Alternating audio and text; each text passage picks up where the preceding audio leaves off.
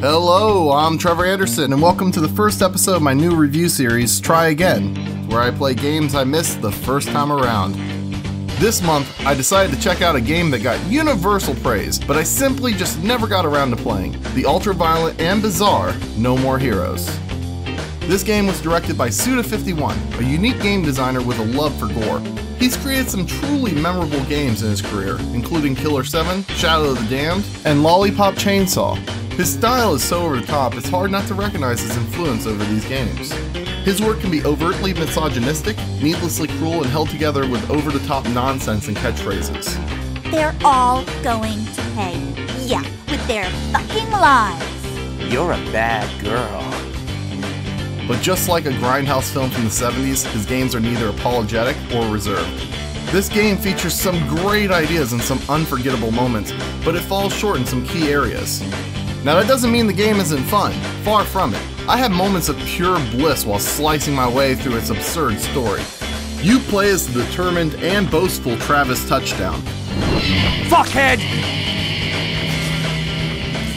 An assassin who's looking to be the best in the country. The best, Jerry, the best. He hits all the right comedic notes and works perfectly with this 90s grunge backdrop. He reminds me of Duke Nukem. With his misogynistic and self-centered ego, he's the perfect anti-hero to headline this music and pop culture romp through overabundance. I don't care about titles or power. I just want to be number one. After defeating the 10th place assassin, Travis is introduced to the world of the UAA, the United Assassins Association, a society of assassins vying for the top spot. He's introduced to the association by Sylvia, a woman who works in setting up the clashes between the killers. Don't tell me that you were not expecting so many zeros on that price, or that I am ripping you off or some shit. She sort of promises to sleep with Travis if he becomes the king of the UAA. I'm running late for my facial. Catch up later, okay? What? No! This is the entirety of the storyline and motivation for Travis to progress through the ranks. In order to fight the next rank, you have to earn money to pay for the opportunity. So what's a guy to do, other than odd jobs like mowing lawns, collecting cats, and other random weird odd jobs? These amusing breaks in the action can be a great distraction, but some of them are quite boring and are easy to get gold right from the start. If you'd rather, you can make some extra cash with your awesome beam katana by taking up assassination missions. These missions, however, lack any kind of substance. They usually take place in a parking lot or a fenced-in area, and they really miss the chance to add some diversity to the sometimes stale and repetitive gameplay. The game does feature an open-world sandbox design, but that box feels totally empty. There's no surprises to find, and lacks the joy of discovery most game overworlds are built for. In fact, when you fail a mission, it doesn't yield a continue, so you have to drive all the way back to where you signed up for that mission, only to have to drive back to attempt again, making the overworld more of a hindrance than a benefit to the game. The whole city lacks anything that makes it feel real or meaningful, and feels like an afterthought to cash in on that, at the time, growing trend. Not to mention, the city's draw distance is just dismal, and textures will pop in seconds after arriving to a building. We problem or the designers? I leave that to more educated people, but if it doesn't work, it might be best just to cut the concept. The awesome bike Travis gets around on is visually cool, but feels more like a tank than an agile rocket. The game tries to utilize it in some missions, but its poor handling and underutilization just makes it feel added on for the pointless overworld. As the game progresses, it really loses its luster, and in later levels feels like you're driving at like 30 miles per hour as opposed to riding a lightning-fast whip. Now, the battle system is probably the best part of the game, while simultaneously being the most repetitive. You attack by mashing the A button and slicing the controller or nunchuck in different directions for finishing moves. It keeps you feeling like you're swinging the sword without the pain of having to constantly be wagging the controller. When you execute your enemies, you get the chance of hitting a jackpot and entering dark side mode. Something, dark side. In this mode, you'll get different battle effects, depending on what weird named combo you get, ranging from strawberry on the shortcake, gooseberry sugar donut, or blueberry cheese brownie. The real joy comes after the 10 minutes of drones, where you get to take on these epic boss fights. Fighting your own kind. Nothing's more gratifying. See you on the other side.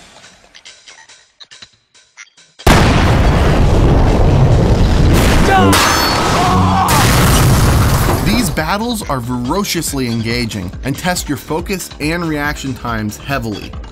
The whole time I was playing, I was thinking it would have all been so much better with a Shadow of the Colossus approach though, where it would just be assassin versus assassins. No middlemen in between. However, the game is bogged down with what feels like loosely designed hallways leading into even more hallways. It makes it even more apparent when you have to take a 2-minute phone call every time you're about to enter a battle. This might have worked fine considering it sends the audio to the Wiimote, so it's kinda cool, but Sylvia says the same thing every time, making it a mood-breaking stretch of monotony. However, when you do get to the battle, each one feels amazingly different in its approach and tactics.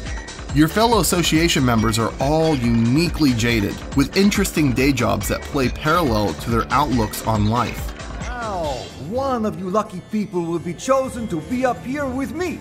Who's it gonna be? The lucky person is... you! Wow, Travis, this is your lucky night. Me? They want me? Serious? You gotta be kidding. Go get him, Tiger. These personalities play into their fighting style, and it's really fun watching these ridiculous cutscenes play out.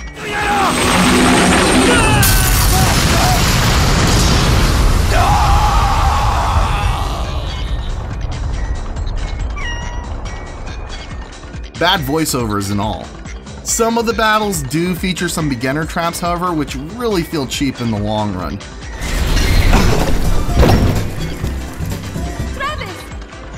Now, every time you do defeat a fellow assassin, the game displays a Galaga-esque screen that shows a leaderboard you're constantly moving up on. This harkens some great nostalgia to longtime arcade gamers, and keeps the irony in check as you progress up the list of random killers. It provides some interesting insight, as you're rewarded with fanfare for essentially being the most heartless cutthroat in town. You upgrade your character through a variety of different locations on the overworld map. You can do things like change your clothing or take calls at your apartment, or you can just sit around and pet your cat Jean. Or you can drop off at the dojo and train under your master, who requires you to get nude when you want to work out. Okay. There's a bar where you can learn all new techniques by trading out balls. There's a video store where you can rent videos to learn new wrestling moves, and a clothing store where you can change up your look. This may make the city sound larger, but they're huddled together in one area, making the rest of the map a useless place to be. Overall, despite all the flaws I stated, I think this game still holds up and is a ton of fun to play. Its ruthless testosterone and over-the-top fighting makes it a must-play, and one of the greatest games for the Wii. Despite the game coming out in 2008, it still has a modern look and feel to it, and its meta humor and subtle nods to cultural issues is what makes this a must-play, even by today's higher standards. It's game time! Now, if you are someone who can't stand grinding or crude humor in gameplay, you may want to stay clear of this one. If you'd like to give this game a shot, you can pick it up on the Wii for about $5 to $10, or you can pick it up through the PS3 in the Heroes Paradise port for about $40 to $50. If you've enjoyed this video, please comment and subscribe for more weekly reviews. I'm Trevor Anderson, and thank you for watching.